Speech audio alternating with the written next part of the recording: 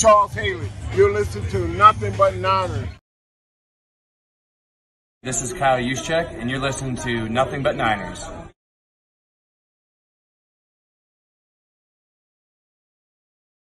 So now they've got to start from deep in their end of the field, and Garrison Hurst takes advantage of it. He takes the handoff, hits to his right, into the 20.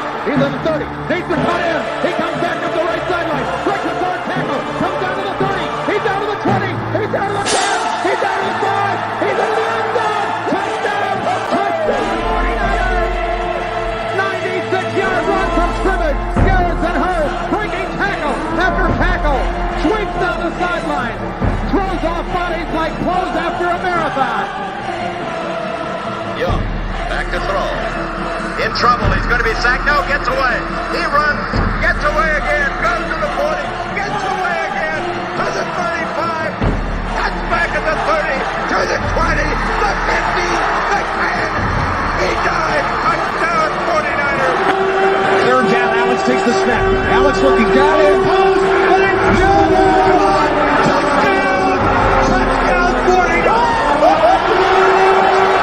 Second down, Ryan takes the snap, goes to slant to the left side. It's intercepted. The 49ers pick it, and Navarro Bowman is redemption. Navarro Bowman running it all the way for the touchdown.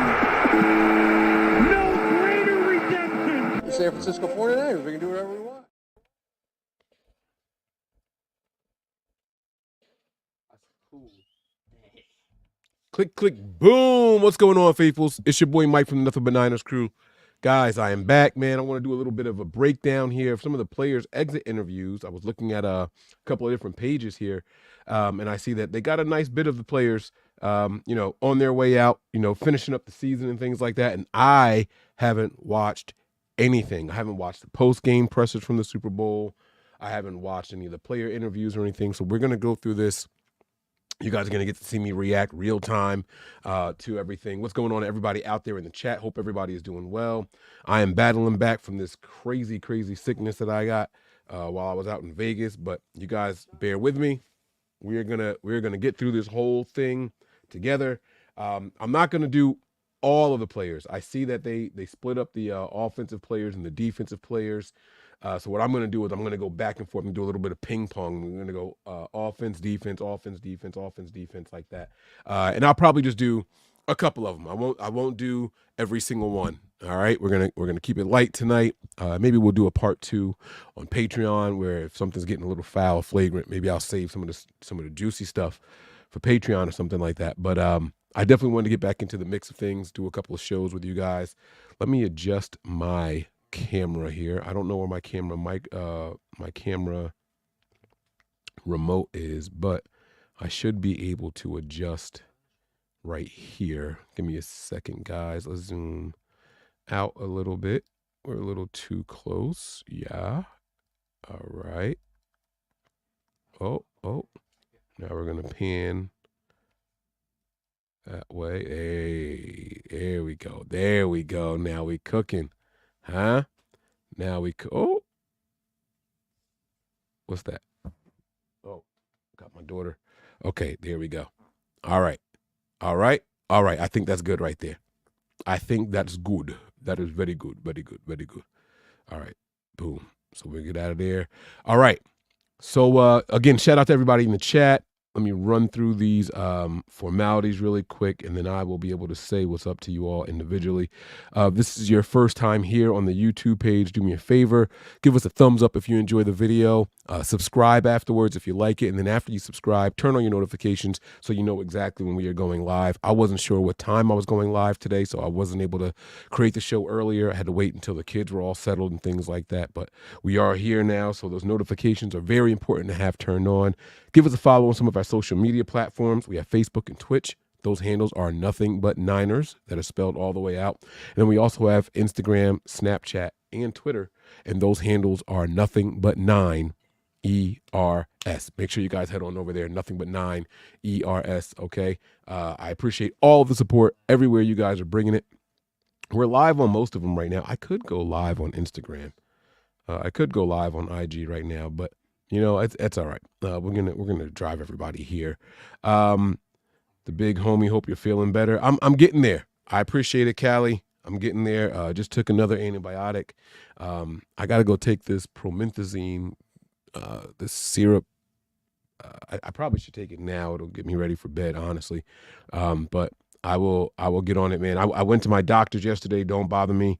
Mike, you feeling any better? You sounding better. I appreciate it. Yesterday was, oof, man, like bad. But these medications that the doctors got me on right now, they're slapping. They're slapping. I'll be honest with you. I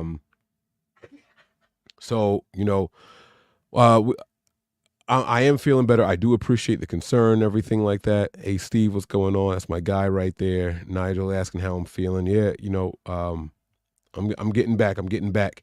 Aaron says, anybody else feeling better after a week and a half? Listen, man, as far as the loss of the game goes, I kind of left it like there in the moment. Like I haven't really done a show like since then. I know I did the overreaction show and all that, but I was intoxicated and all that stuff.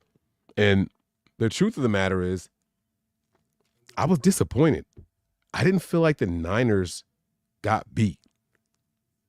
I didn't feel like the refs did anything to us. I didn't feel like the Chiefs gave us anything that we weren't expecting. I mean, we held them to what, like 19 points in regulation or something like that? Kyle, you got to win that game. So I was more disappointed in us and not taking advantage of the opportunity for greatness. Like it was right there for the taking. Wasn't going to blame the officials. Wasn't going to blame the officials. Wasn't going to blame the Chiefs or Travis Kelce and his lady Swift and none of that stuff, or the league being after us, or the script and all that stuff. Now the script is something that's really, really hard to argue against.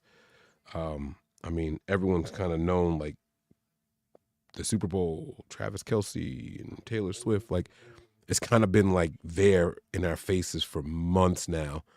And they talked about the whole thing with the Chiefs just putting it on display. Adam Schefter reporting on Taylor Swift's personal jet schedule and things like, I mean, it was just so much. It was so overwhelming. I could absolutely understand why people were like, yeah, I see the script. And from the outside looking in, I see where people are getting it from. I'm not mad at anyone who believes in the script now.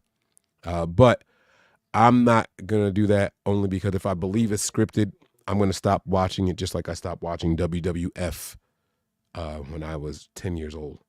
So I refuse to believe that something that I care this much about is fixed. I feel like it's just too many turning pieces for it to be fixed. I feel like that. I don't know. I feel like we see too many big plays and too many miraculous plays and the camera angles and all that stuff. I just feel like it's too pure to be fixed. Scripted, yeah, improv, I understand some of those things, but that doesn't mean like, I don't know. So I'm going to let it go. All right. We're going to talk about some of the latest stuff going on with the 49ers. I see someone asking in here already. Should the Niners sign a better coach? I'm assuming that you're talking about a better head coach. I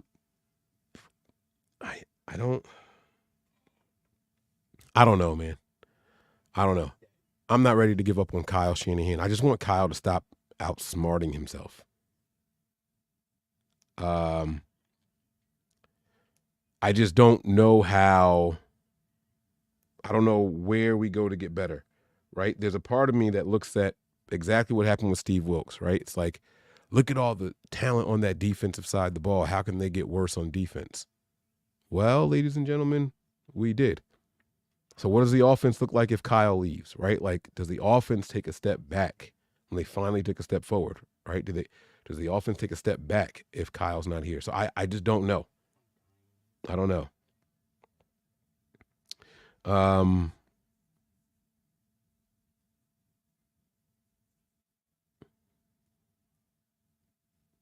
I don't know. And I don't think Bill Belichick is a better head coach than Kyle Shanahan. I get where that comes from. I've just seen Kyle do a lot with so many different pieces, and Belichick kind of seems to be defined by his Brady relationship, his Brady tenure. And it's a great, all coaches, most good coaches or great coaches have that one quarterback that they tie themselves to. So I'm not going to take anything away from him, but we don't have Tom Brady here.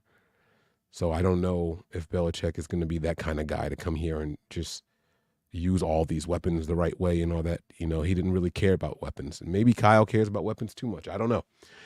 But I'm not looking for another head coach. I would like a system of checks and balances for Kyle on the offensive side of the ball.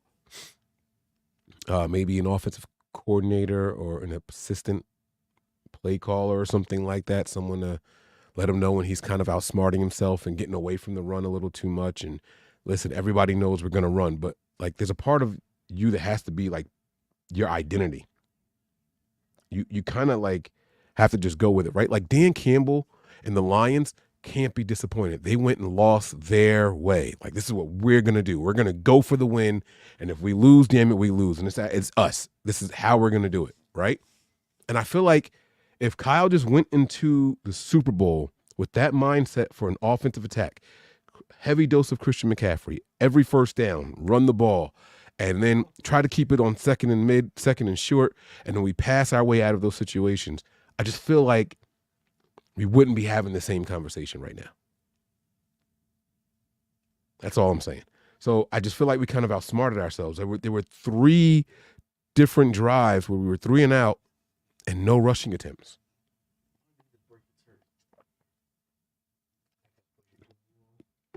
It's not what we built the whole year on.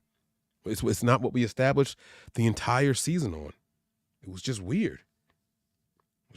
So, I don't know. We were so close, so far away all at the same time. Like, I felt so confident. I felt like Kyle was playing games and keeping the Chiefs off balance. And then at any second, he was just going to go back to what the Niners do. I've got them expecting pass now. Now let's run the ball and just be effective. And then he started doing it and it was working. And then he got back away from it. Like, no, they didn't stop it again anymore.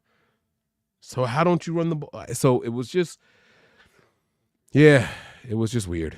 I don't know. It was reminiscent of the 2012 Super Bowl again, where Frank Gore gets the big, 51-yard run down the middle of the field. And, then it's LaMichael James that gets a carry inside the goal line. It's just weird stuff. I'm not here to talk about any of that, though. All right. I am going to get to these videos that I want us to see.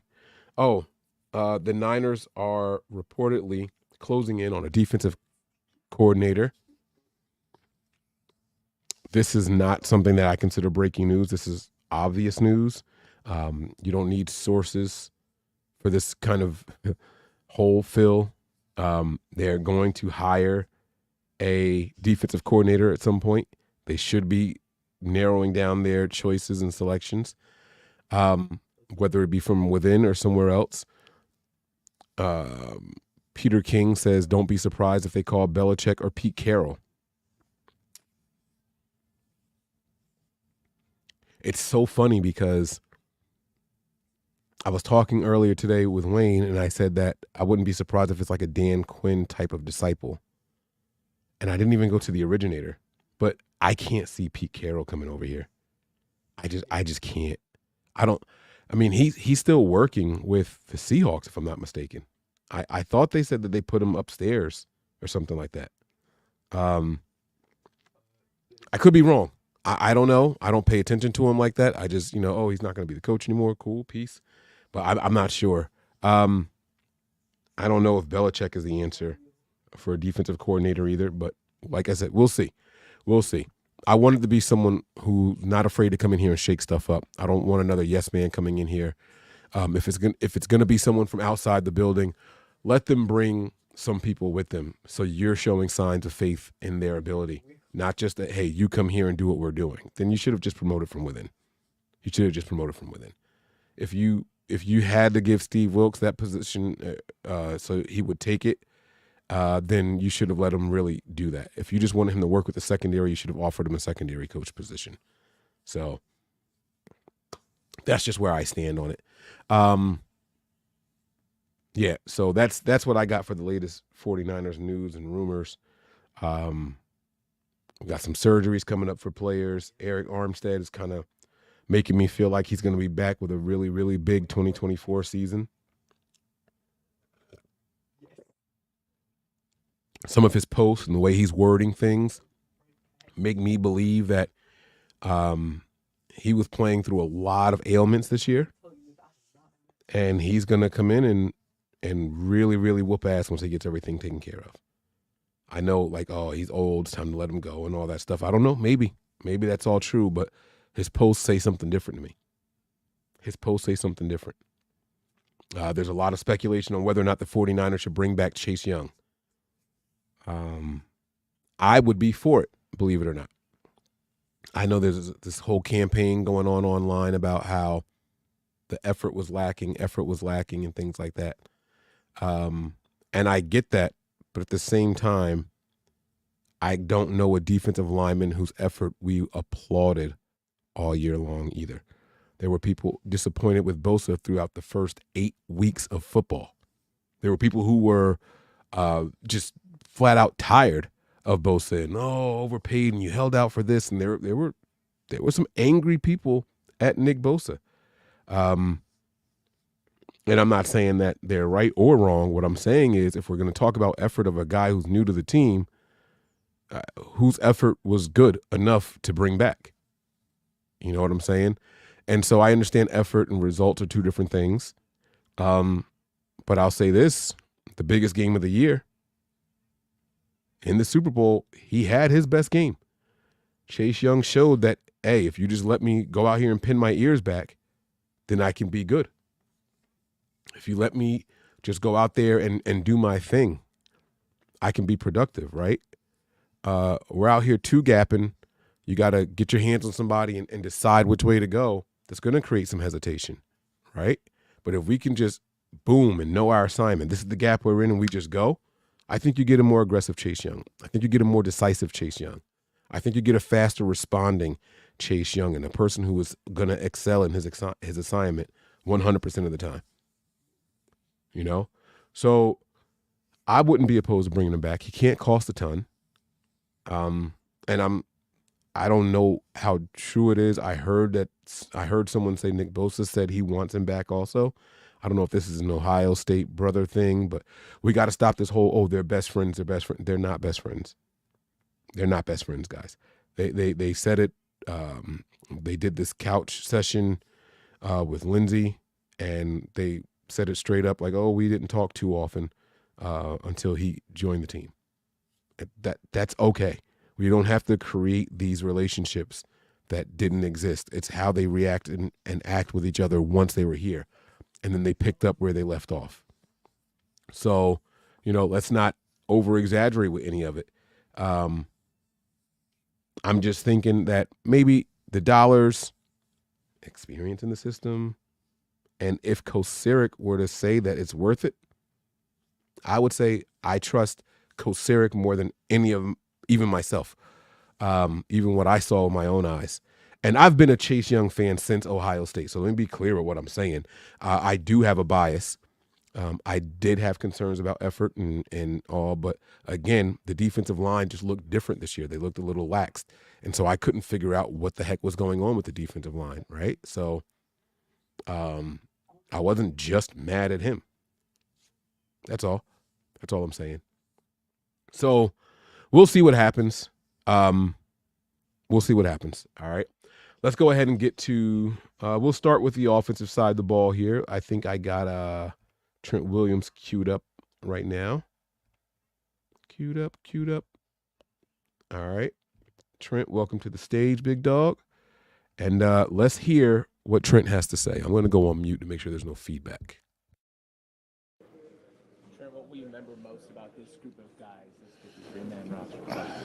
Just the experience with the guys, battling with each other. It's just a great group of guys, great character. So. How do you plan on spending some of the off season? Training, trying to get better, be a better player than I was this year. And, just the usual.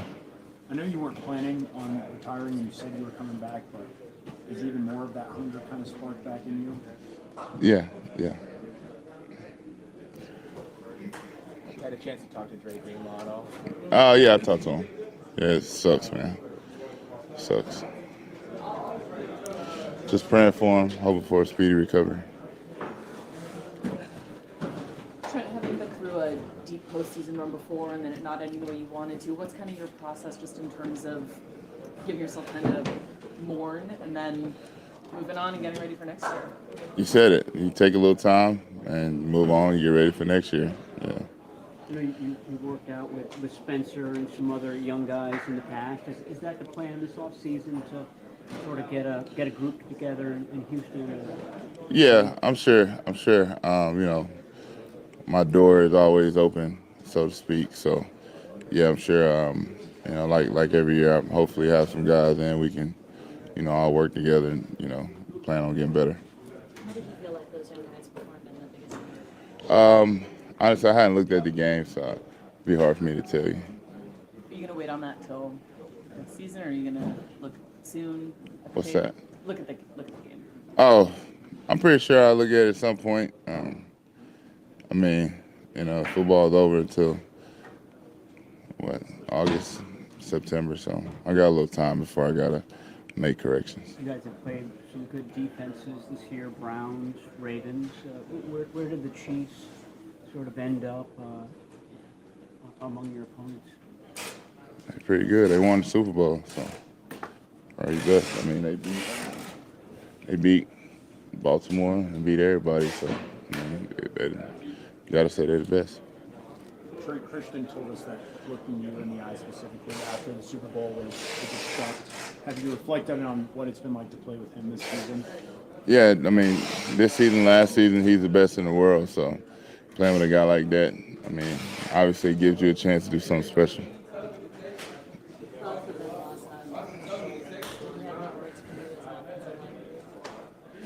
We had words, between us, but, I don't know how it can be on his shoulders, but, Brock's a guy. He's a hell of a player, will be for a long time. He's the face of the franchise. No, you good. Something on these lines, but how previously, but when you get so close and then you don't make it, is it any more daunting to try it again next year? No. At the end of the day, like you said, the feelings that shall pass, and once spring roll around, everybody gonna have that same hunger to get back and have a chance to try to win the Super Bowl.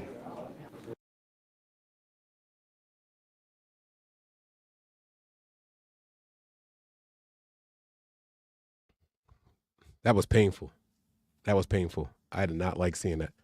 My man Trent, he's going through it, and he's being as stand up as he possibly can be, right? Like his whole take is, we lost, but when the spring gets here, nobody's won the Super Bowl yet. Once the new season starts, that's it. But again, we wanted these exit interviews to feel different than what they do. None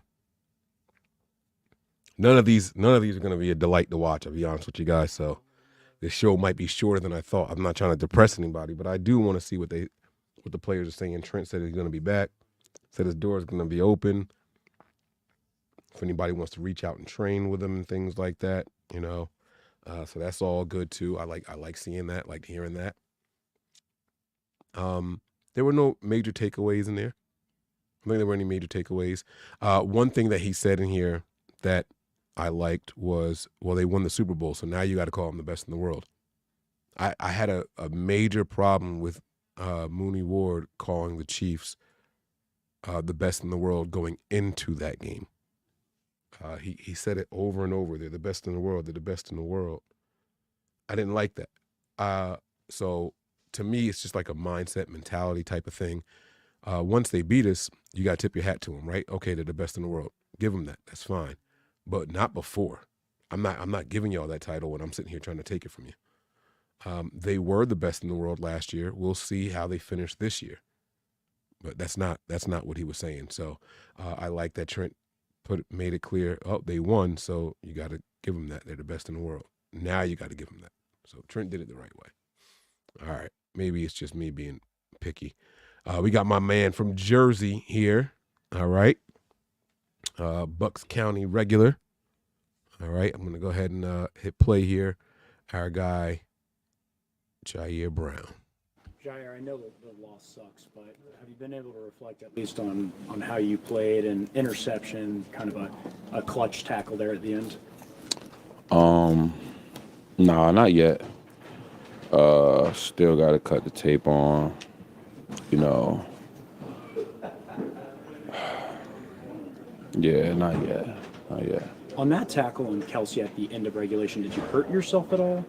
Yeah, I try to just get him down the best way I knew how, and I knew he was pretty determined to make it into the end zone. And, you know, I was going to do whatever it took to make the play, and kind of delivered a big hit that kind of damaged my shoulder a little bit. You okay now? Yeah, I'm okay. Nick, 48 hours after the game, how are you just kind of where you at emotionally and possibly? Well, damn. They didn't want to talk to my man Tig at all. That was a lot faster than what I thought. Jeez. Basically, oh, you made some good plays. Have you had a chance to go back and look at them yet? No, not yet. Not yet. He played well for a rookie in the Super Bowl. Couple clutch tackles. Interception of Patrick Mahomes in the Super Bowl. Like, how many people can say that? How many people can say that? You know? You went out there and he did it. I just wish they didn't celebrate in the end zone. I got a goosebump as soon as it happened. I was like, no, don't do it. Don't. Oh, no, they're doing it. They're doing it. And, like, I tried to, like, mentally, like, hype myself. Like, it's okay, Mike. This is a year of destiny, so it's okay. We're going to overcome this curse, too. We're going to overcome this curse, too. It was bad luck when we did it a couple years ago, but it ain't going to matter this year. This is a year of destiny. You know what I'm saying? Like, I just felt like we were going to overcome it. But, man, I felt nervous as soon as they did it. Ah, man, I felt so bad. I felt like as soon as they did it, I was like, no way. It didn't work out last time we did it in the Super Bowl, Nigel. I remember when they did it in the Super Bowl. Jimmy Ward, sure. Oh, man. I didn't want to see it again. So, anyhow, that's what happened. It is what it is. And like I said, I felt like we're going to overcome it anyway. It's not going to matter. I'm not going to let it bother me too much. We had Jake Moody kicking field goals like it was nothing. I was like, yeah, it's going to be our game. Then it wasn't. I'm going to go back to the offensive side of the ball. This looks like it's going to be a short one. So I'm going to get my man Brandon Ayuk involved here. Big BA, our topic of discussion for today's episode of No Harm, No Foul. I still say go ahead and trade him, man. Let him go somewhere where he's appreciated. I got some crazy numbers, too. Got crazy numbers. Numbers per touch. He's better than CeeDee Lamb, Debo. Like, this dude is really that guy. And he should go somewhere where they're going to let him play. Warfighter Tobacco Cigars. Good stuff. I have to look for that. Warfighter. They're not flavored, are they? I'll take a look at that. Let's go. All right. Let's hear from our guy, Brandon Ayuk. What have the last 48 hours been like for you, just kind of emotionally? How have you kind of processed this?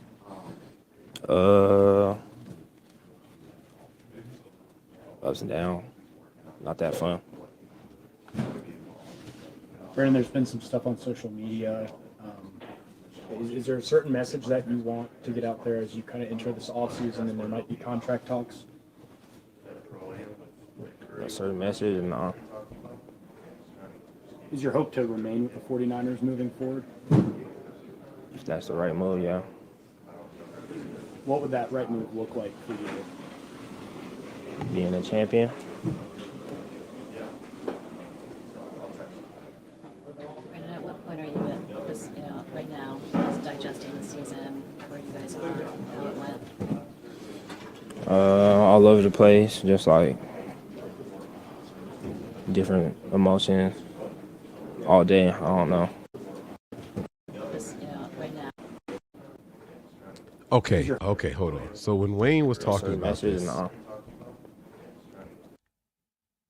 he made it sound like when they asked him if he wanted to stay, he was like, I guess, like if that's the right decision. But what he's saying, what he said was, let me run it back. Message that you want to get out there as you kind of enter this. Is there a message you want out there as you contract enter talks? negotiation? No certain message, no. Is your hope to remain with the 49ers moving forward? If that's the right move, yeah. If that's the right move, What would that right move what would look the like? right move look like to you? Being a champion. He didn't say highest paid wide receiver. He didn't say number one receiver with the best stats. None of that. He said being a champion. I want to go somewhere where I think that we're going to play and win. These guys are disappointed in what happened on the field. I just want to be a champion. That's very, very different than the idea that I had from our show earlier. That's very different than what, like, that's not the same message at all. Brandon, at what point are you at this, right now, just digesting the season, where you guys are, how it went? All over the place, just like different emotions all day. I don't know. That's it. That's it. That man wants to win. He's hurting. He's hurting. He was out there routing people up. Did y'all see the thread? Did y'all see the thread from Rich Madrid? I'll post it in here if y'all haven't seen it. Y'all deserve to see it. He was routing people, and it wasn't passes that he was targeted on or anything like that. It was just a thread of him running routes. It was just a thread of him running routes. I'm gonna post it in here for y'all to see. Y'all deserve to see it. Just running routes and getting open, and running routes and getting open, and running more routes and getting more open, and running another route and getting another open one. I mean, this guy was out there on a mission. It's like a man possessed. Shout out to Rich Madrid for the creation of the thread. It's all 22. I'm not going to show it here. I had a little bit of it playing in the background during the show today, but y'all deserve to go back out there and see this. And I'm not saying that he's mad that he didn't get passes thrown to him. I just want to win. I will run routes like this and take two people with me every time if that means someone else is going to go out there and get the yards and points of production.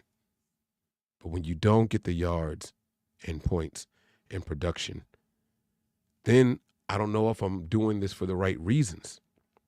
So now he's stuck with, do I continue to be a decoy, a wide receiver 3 or 4 on this team, knowing I'm really the best wide receiver, but I accept my role because I'm a team player. But I expect that the team is going to succeed and win the Super Bowl. So he's doing it with an expectation in mind. The team isn't living up to the expectation. For him, he didn't mention money. He didn't mention targets. He didn't mention any of that. He said to be a champion. How can you not want that kind of player around?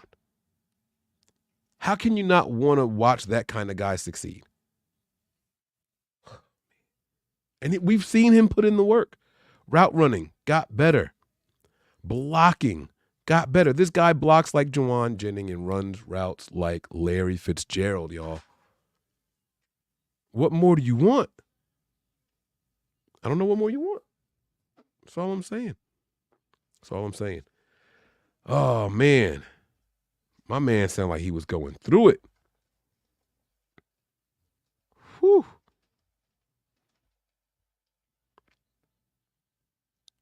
All right. Going back to defense.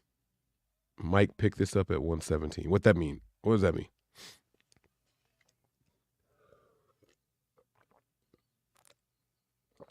Pick up what at 117?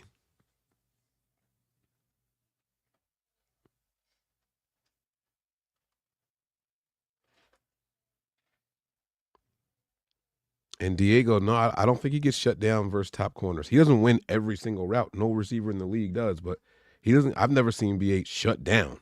I've never seen BA just get shut down by a top corner. I've never seen it. Never seen it. Terry Dome, let me know what you're talking about, brother. I'm going to go to Nick Bosa now. I told you guys I'm going to go back and forth. This is a little bit longer than both those. So I'll go ahead and hit play over here real quick. All right.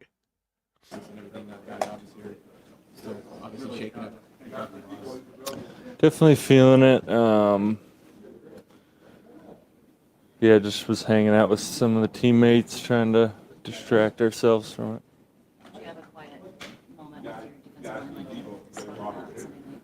Yeah, we were at the team party, which was nice, and I'm glad I went.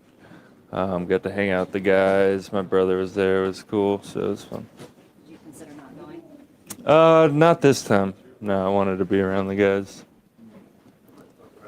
Considering this roster will not be the same next year, what did you enjoy most about playing with this 53? Just being able to trust everybody because of how good everybody was and how special it was. Just the motivation that everybody else brings you every day. It's a really long year, so having people that you love to work with is a key. Nick, you've unfortunately been through a bunch of these deep postseason runs that didn't end the way you want to, so you probably kind of honed a process for putting it behind you. Could you share that with us? Yeah, I mean, just have a little fun, do some stuff in the off season early on, and then I love to train, so I'll get back to that. How much time do you actually take to, rest and not be in the mode of grinding like that? I'll take a couple weeks of really chill, not much of anything, and then I'll start lifting, and then once I get back to Florida, we'll get back on the field. Nick, without getting the minutiae of the salary cap, is there an understanding, like either spoken from Shanahan Lynch or just known among you guys that you're going to be able to keep like kind of this core together? Yeah, I think we kind of understand that. Obviously, we wanted to get it done with this group, but we have the people in place to make another run next year. Have the deep postseason runs you guys have made, this one kind of stings the most. Can you pinpoint?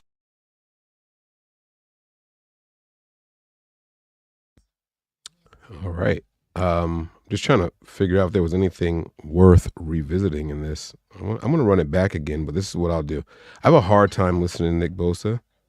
It's not to be offensive or anything, but he just speaks a little slower for me, and I lose attention.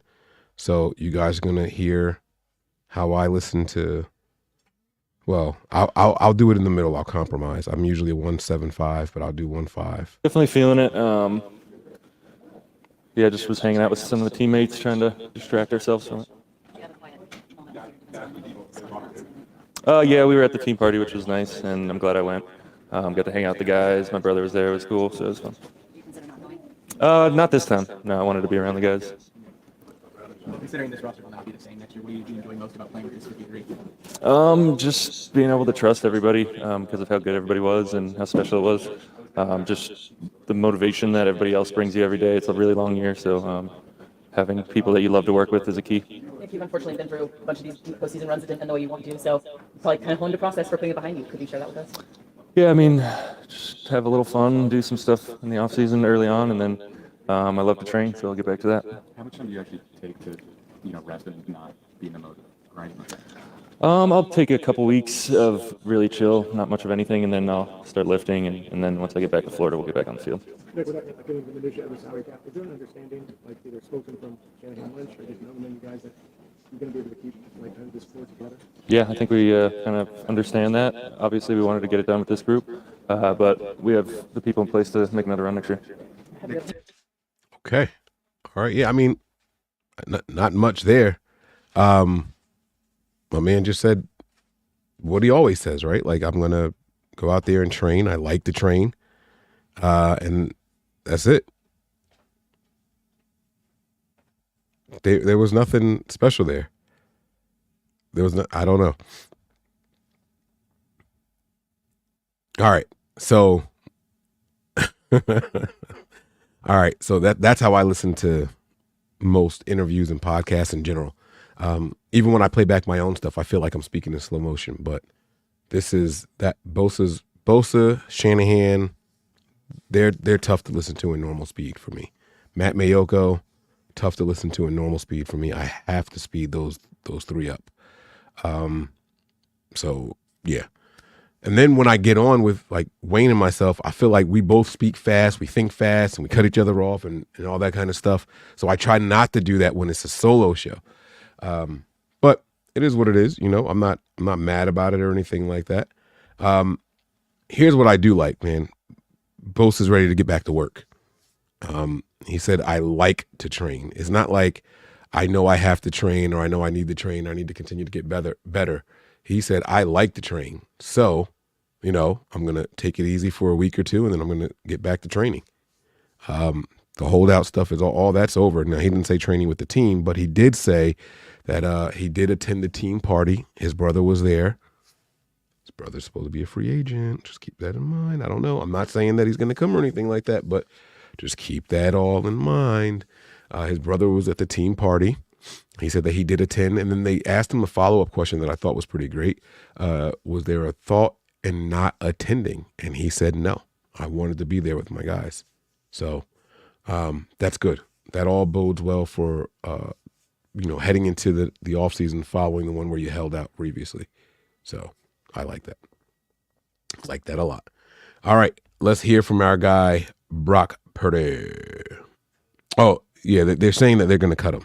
I don't think he's technically a free agent, but they're saying that he's supposed to be let go of. I don't know if it's going to happen or not, but just saying.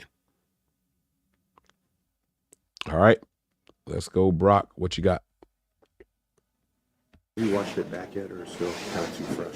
Yeah, I haven't even watched it yet, so it's just all the emotions and stuff from the season, and just showing my love to my guys, my teammates. That's where my focus has been. But when the time is right, I'll watch it. And, is there a play that sticks out to you of a regret that you have about a play that possibly was there that you guys just couldn't make?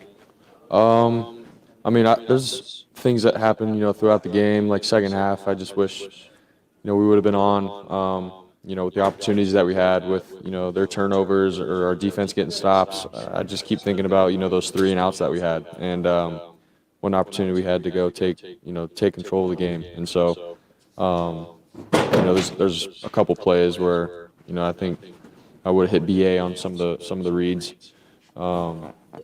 But outside of that, it's just a culmination of the whole game. Like, you could have done a million things, right? And so, at the end of the day, it's a team sport, man. And he said the same shit.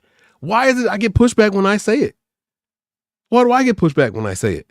Brandon Ayuk was open. Why didn't he go? It's because these guys are programmed. Like, this is who you're supposed to go to. This is what you got to go out there and do. And it's like, why? Why? Let me read the field. Oh shit! What did I just do? Let me read the damn field. Let me be the person that you brought me in here to be. Stop trying to pigeonhole me into something that I'm not or something that you want me to be. Like, let me be that guy. The game, second half, I just wish, we would have been on, with the opportunities that we had with, their turnovers or our defense getting stops. I just keep thinking about, those 3 and outs that we had. And one opportunity we had to go take control of the game. And so, there's a couple plays where, I think I would have hit BA on some of the reads. But outside of that, it's just a culmination of the whole game. Like, you could have done a million things, right? And so, at the end of the day, it's a team sport, man. And as a team, like, I think we all could have done a little bit better in some areas and stuff. But we win and lose together. So You mentioned Here's what I think. If the O-line could have protected a little bit more, my guy would have been all right. I think he would have been okay. Everything is not Brock's fault. I don't think Brock had a terrible game. I just don't think that he had his best game, but that's no fault of his own. That's just, how things end up playing out. Brock had a couple of opportunities that he couldn't take advantage of. Not that he missed or anything like that. There was no time. Kyle showed a lot of faith in his offensive line in this game and drew up some plays that took time to develop downfield. Not the right idea with Chris Jones out there, and when your guy's going to whiff on a Chris Jones block, Burford. But this is what happens on the biggest stage of the season. I just don't get how you just leave it to that kind of chance. Like, of all people, Chris Jones, I don't know. He definitely missed Ayuk in the end zone on that same play that Chris Jones came in unblocked. Ayuk was wide open right in the middle of the field. Like, if he just had a half a second more, that's a touchdown. But I don't want to cry over spilled milk. I like what Brock is saying so far, and I still have confidence in this kid going forward. The Chiefs playing man-to-man coverage, a lot more man-to-man coverage than you were expecting. Was that one of the reasons why, maybe the throws to BA and throws to Debo were not as prevalent as they normally are? Yeah, I think, just whatever our play call was, and then obviously them playing man, maybe it wasn't something that we just weren't expecting a whole lot of, and they, it's a credit to the Chiefs, secondary. They did a good job with, getting hands on our guys pretty early and really just being sticky and being right on them. So that's just sort of how it goes. I think we all have to learn from it and understand, what we can do better next time, because I feel like teams will obviously watch it and try to have that kind of plan for the next season. So that's just sort of how it went. We got to learn from it, but I still feel like regardless, like, we still had opportunities to win the game outside of them just playing man coverage, but they did it well, and it's a credit to them. From the gut on that play, and I say, were you supposed to go to Juwan there, or if you could know that pre-snap that McDuffie could be coming, you've gone to Ayuk? Yeah, I mean, like, regardless, I'm supposed to read it inside out. JJ was hot, and feel like, going to him in a man-to-man situation is sort of what I was thinking. But with, him blitzing, I think there was an opportunity for me to hit BA there, and that's something that I have to learn from and be real with myself about. I told BA, obviously, like, man, wish I would have hit you there, or at least attempted to go to you. But I mean, at practice, I've hit the outside slant a million times in that coverage, cover zero, and having our receiver win outside. And obviously I trusted JJ to win a contested ball like it was going to be. So that's just what happened in the moment. There were a handful of times they had free runners coming through the game. I know sometimes that's just a numbers game. You can't get enough blockers on, but were there communication issues at all with protection or anything that you could sense throughout the game? I mean, yeah, there were some things, but that's just, the game of football, man. Really good question. Defenses do a good job with disguising things or dialing things up and catching us off guard. I feel like everybody's mindset and the offense going into the game was where it needed to be. We're prepared, but the Chiefs did a good job scheming things up and like I said, like, catching us off guard at some points, and that's part of the game. That's football. So for me to have to move around and extend stuff if there's a guy up the middle or whatever, like, that's part of it. Obviously, you don't want that to be the case all the time, but they did a good job. But that's just how it went. Spags definitely did a good job preparing his defense for this game. They were ready. Maybe you're saying you still could have made a quicker decision. Is that right? I think that was a different. Are you talking about the? I'm sorry. Yeah, no, different ones. Yeah. That one. You saw. Yeah, 34 at the 9, overtime. In overtime. Yeah, I mean that one. Yeah, that was a tough situation there. You know, I don't know if I could have made a quicker decision or not. I was trying to be safe with the ball, and obviously JJ opened up, but I didn't know where the corner was at by the time I released the ball, and I was trying to be safe and smart with it, and knew that we can get a field goal on the next down. So that's where my mindset was at. But just throughout the game before that, there were some other plays where, it happens and you got to make a play. So that's what I meant by that. Were you aware of the new overtime rules in the moment that the Chiefs were going to get the ball back no matter what, or were you under the impression you were driving down for the win potentially? No, I knew.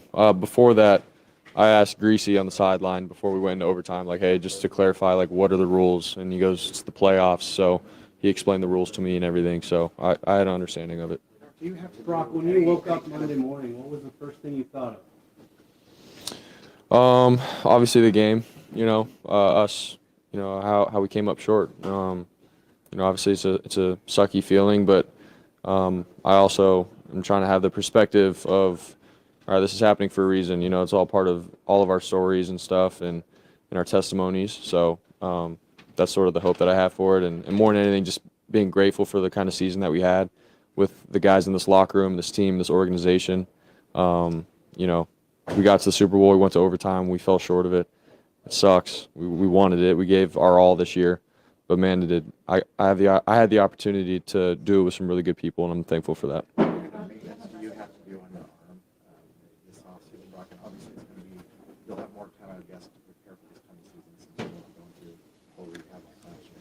Yeah, it'll be nice to, sort of work on my craft, get a real legit off season in. Obviously last year, season ended, surgery, rehab, trying to get back for the season. So it was just all so fast and going a million miles an hour. So for me to be able to take a step away for a little bit and then I think just work on my mobility, obviously continuing with my arm strength and all that will be huge for me. So I'm excited, to get better, like truly get better at my craft. All right. I am definitely going to do a part 2 to this. I am going to let Eric Armstead go because he goes for a while. That'll take us over the hour mark. But Christian McCaffrey's is the one that I want to hear. He's going to be the one that if there's any player out there that I want to hear talk about this game, what it meant to them, the reflection on it all, what they take away from it, it's going to be him. Because while I'm sure he dwells on the fact that he had that fumble to start the game, I don't know if he knows it, but there was no player I wanted to have the ball more in the entire second half of this Super Bowl. There was no player I wanted to have the ball more in overtime than him in this Super Bowl. When we started the drive for overtime, 3 and out, but getting saved by a penalty, and those 3 and outs didn't include Christian McCaffrey, I knew in my soul that the game was over at that point. Because now we're just on borrowed time. And I think ball don't lie. If it weren't for that crazy penalty, that was game. That was game. That was game. They keep asking about these new overtime rules and all that stuff, and I loved how Kyle explained it. People are going to say it was bullshit and all that stuff. I don't think Kyle Shanahan fucked up. I don't think Kyle Shanahan had a misinterpretation of what the new rules were. For those of you who don't know, a touchdown does not end the game anymore. You get a touchdown, and they get a chance to go down there and do better than you. Now, the Chiefs claimed that they had a plan already, and that they were going to go for 2 had they been able to get into the end zone.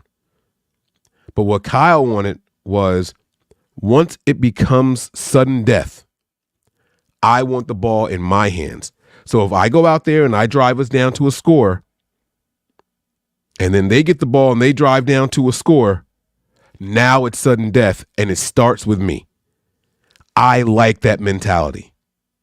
That's the mindset I want to hear from my head coach. An offensive-minded head coach. That tells me you've got confidence in all of your players and that throughout the duration of this game, because these are overtime rules we're talking about, throughout the duration of this game, you think that you've keyed in on something that you could take advantage of. That's what I want to talk about. That's what I like to see. I'm not going to get into it because, like I said, we're going to do this one barely over an hour. I'll come back on Thursday and do part 2 to this. That's fine. But I got to get over here to my man Eric Armstead, who just looks angry. Like, we know you're taller than everybody in the room, but you don't have to look down at people like this, bro. Like, this ain't necessary. I'm glad your nose is clean. All right. But Eric Armstead is my guy. He is someone that I've been defending for years on this platform. For years. And it's not going to stop. As long as he's a Niner, I'm gonna be on it with him, man. My man Let's Go said, Mike, why can't we have a formation with Debo and CMC in the backfield? The thing is, we do, but we don't, but we do. So the way it works is we use so much motion that it'll start that way, and then one will go out, and then the other one will go out, and the other one will come back, and it's never snapped that way. I think I remember one time, and it might not have even been the two of them. It might have been a different set of skill players. So we kind of use too much motion.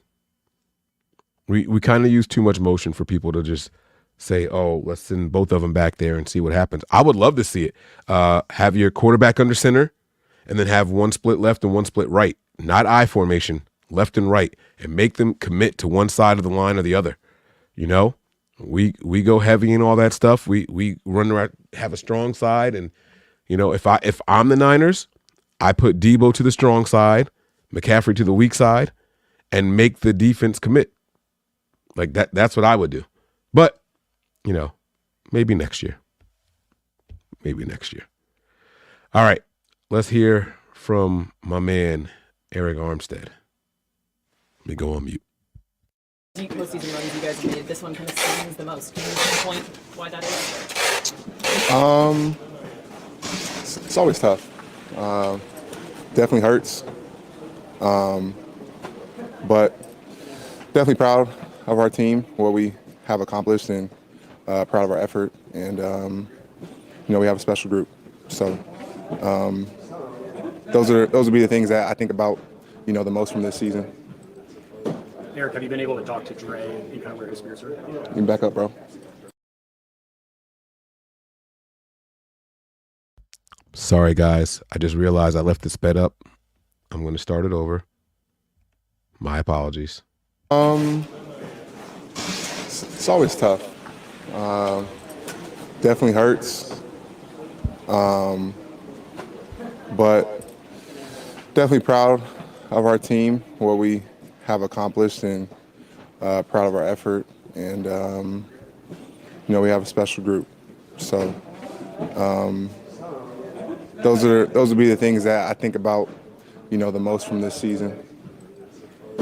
Eric, have you been able to talk to Dre and kind of where his spirits are? You can back up, bro.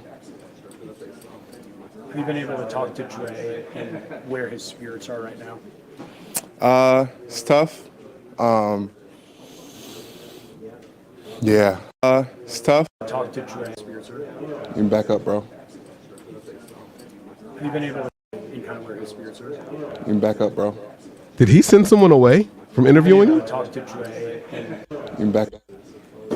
Eric, have you been able to talk to Dre and kind of where his spirits are? Look at it. He watched whoever this is come Eric, over. have you been able Look, to think about, there's an eye you know, twitch. the most from this season.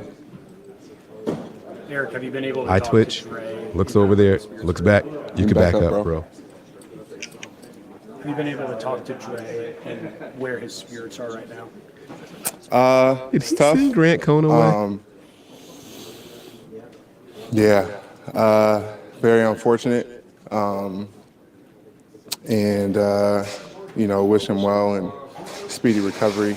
Had to be Grant. Yeah, very, very difficult because he started not off the too game close. He's got a microphone amazing. right there. And obviously the injury that he has is, you know, career altering, you know, and it's a long, long road. And so I know there's a lot in limbo for him. And so I'm going to try to support him, you know, the best we can. Your position unit certainly has a lot of impending free agents. Have you been able to talk to them or just thought about what it might look like next year without some of those guys? Yeah, it's pretty fresh. It's difficult. Definitely going to suck. And always hard. You know, teams never look the exact same, and you know, losing guys in our room and you know other teammates is going to be difficult. Considering a 53-man roster isn't the same, what did you enjoy most about playing with this particular group this season? A lot of great memories. You know, a lot of inspiring performances. You know, I felt like a lot of guys grew up this season too. You know, watching BA in his career and the season that he's had, and you know, seeing him as a rookie and now, and watching Brock come into his own.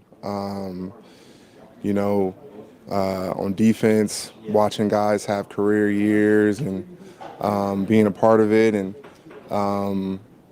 you know, those are, you know, definitely special to see. Sorry, Sue, I can't get the Wi-Fi. No one can. We got rid of cable internet. Rising prices, equipment charges. Okay. You know, guys having a lot of success that are your teammates, and then also too just the memories of, you know, being around, hanging out in the locker room, traveling. Those are things that I'm gonna remember the most. Eric, would you have to go? Are there any procedures you'll do in the offseason to get you ready next year for 4 years? Yeah, I thought my season was over with after the Philly game. I tore my meniscus and didn't know if I was going to be able to come back, and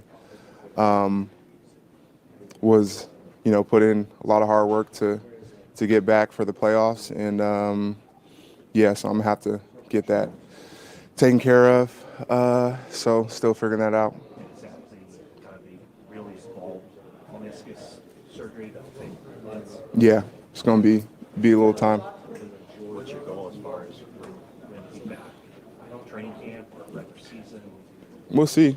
You know, the time window should be around then for training camp. So we'll see how it goes. But yeah, that's what I was dealing with, and you know, wouldn't have missed this run for anything. I'm glad I was able to get back and help my team get to the Super Bowl and try to win one. Like I said, our team is too special, and I wouldn't have missed that for anything. What was your pain level playing after that tear? I mean, everything has pain involved, but it was difficult. You know, really wasn't all the way myself, but you know, it was this public knowledge? Did everybody know that, you know, we knew about the plantar fasciitis, but did we know about the torn meniscus, like torn meniscus during the Phillies game? I feel like he got a lot of shit for his sore foot.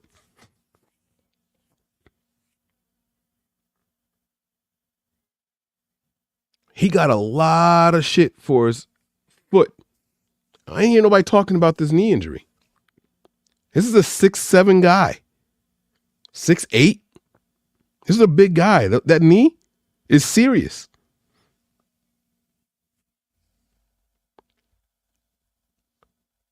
How tall is Grant? I've never measured him. I have met him a couple of times.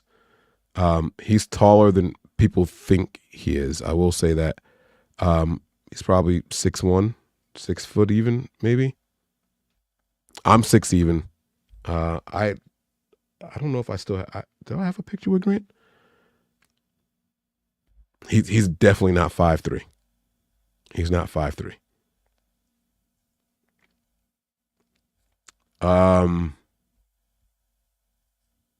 But yeah, so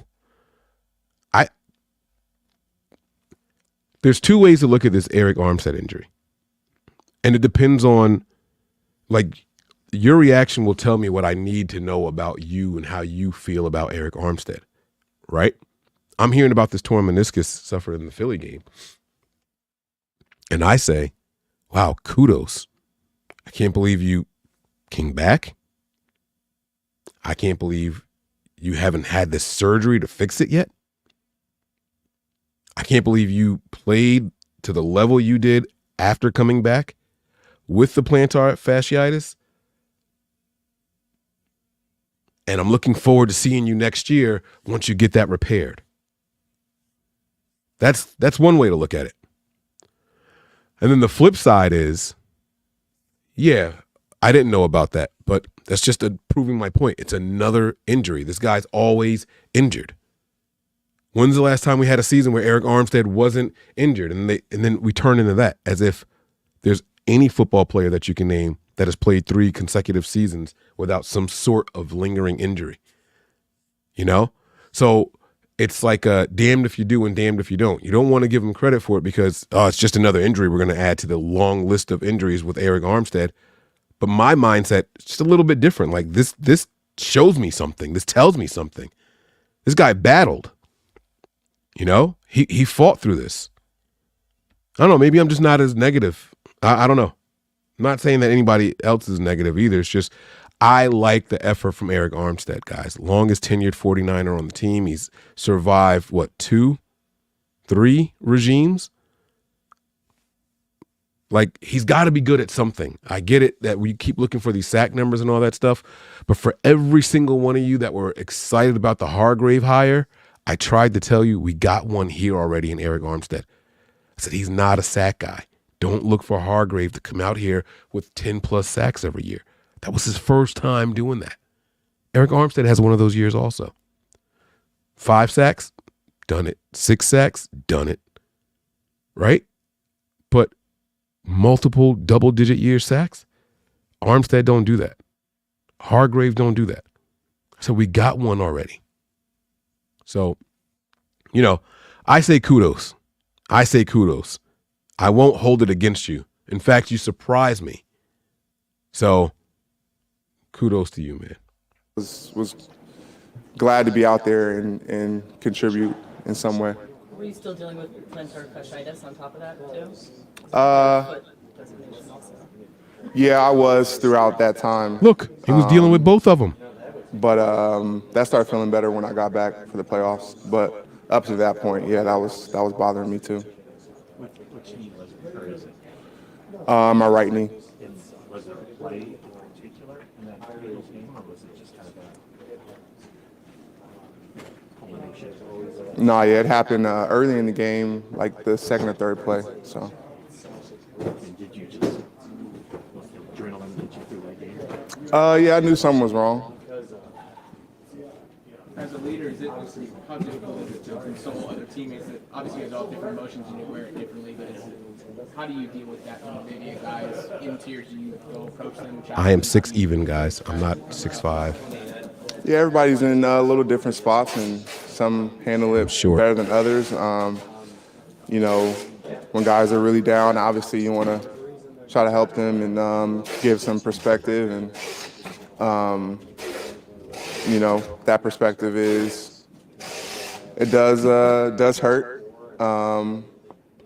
But football isn't the only thing in life. At the end of the day, we are blessed to be doing what we're doing. And a lot of people deal with much tougher situations than losing a football game. And that doesn't mean that, you shouldn't be affected by it, but put it in perspective and, we'll learn and grow from it, and it'll start feeling better. And it's all about how you, in terms of football and your career and how you view it, will determine, how you do, moving forward. Do you let it fuel you or make you better, or, do you go in a hole and not get better from it? And what sucks is you have to go back to the ground zero and start all over. And what sucks is No. All right, guys. So listen, that's going to do it. That's going to do it. Again, I am very impressed with Eric Armstead, knowing what I know now. He should have missed some serious time. I saw a comment in there saying that what he did was kind of selfish and all that stuff. Yes. Yeah, it was selfish. But we tell you guys that these men out there on the field, these guys are warriors. And when they have something to play for, they'll risk it. They'll put more on the line. Right or wrong. I had no idea about the torn meniscus. He played in 12 games this year. He played 12 games this year? Hold on. I just want to know how many games after the Eagles. He said the third drive or the third play. One of those two, he said.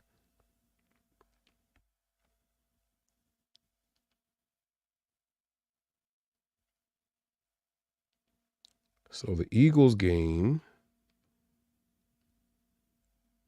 Oh, he didn't play the rest of the regular season. Okay. But then he came back for all of the postseason. Wow. Wow. Very, very impressive, Eric Armstead. And had his game of the year in the Super Bowl. Really, really proud of you, big fella. I mean that with all sincerity. Happy to call you captain. Happy to call you a player that I look up to and admire. Pillar in the community.